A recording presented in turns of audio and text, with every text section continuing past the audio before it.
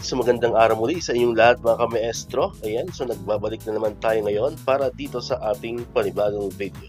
Pero bago natin talakayin itong ating video natin ngayon mga kamaestro, kung bago ka pa lang dito sa aking YouTube channel, huwag mong kakalimutan na mag-like, mag-comment, mag-share at syempre, i-subscribe mo na rin itong ating YouTube channel, El Maestro Sir Anton Official.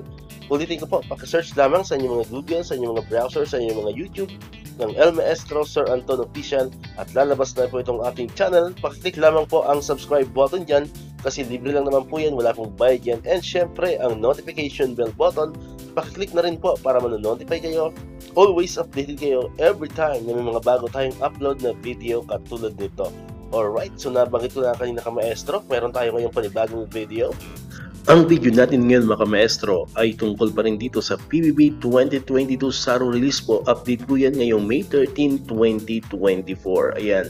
So upon checking po sa website ng DBM, meron po tayong nakitang 6 na opisina na meron na pong PBB 2022 SARO. Ngayon pong araw May 13, 2024. So ulitin po natin. Ito po ay SARO po ng iba't ibang agency, hindi pa po ito kasama sa DepEd, no? Sa mga kamaestro natin yan. So ito po ay from other agency o ibang department. Ayan, isa-isay natin. Unahin natin ito nagmumula sa Department of Labor and Employment or DOLE, particularly po sa Professional Regulation Commission, nakalagay dyan, for PBB 2022 of 859 qualified officials and employees. Next naman po ay nagmumula sa Department of Justice or DOJ, particularly po sa opisina ng Parole and Probation Administration, nakalagay dyan for Fiscal Year 2022 Performance-Based Bonus. Next po ay nagmumula sa SUC, State Universities and Colleges, particularly po sa West Visayas State University. Ayan, nakalagay dyan for Fiscal Year 2022 Performance-Based Bonus of 1,658 eligible personnel. Next po ay nagmumula sa other executive offices, particularly po sa Commission on Filipinos Overseas. Ayan, nakalagay dyan for payment of 2022 performance-based bonus.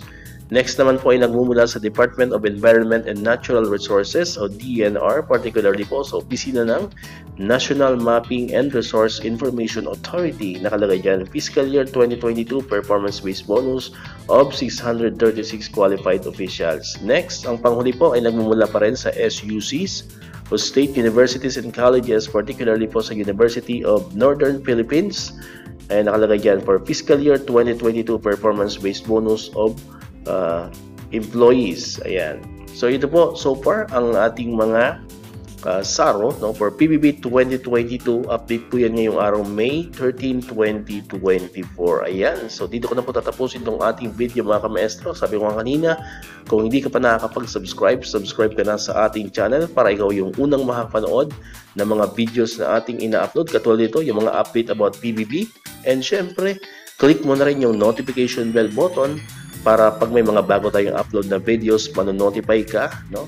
Manonotify ka at ito'y agad-agad mong mapapanood.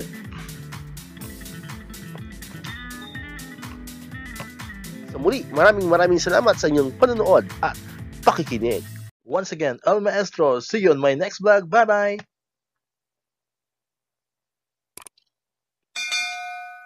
1, 2, 3, come on!